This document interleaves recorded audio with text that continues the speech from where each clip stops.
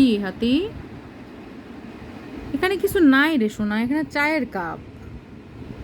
এটা চায়ের কাপ, 2টা চায়ের কাপ। তুমি কি খাবা এখানে? হুম, তুমি কি খাবা?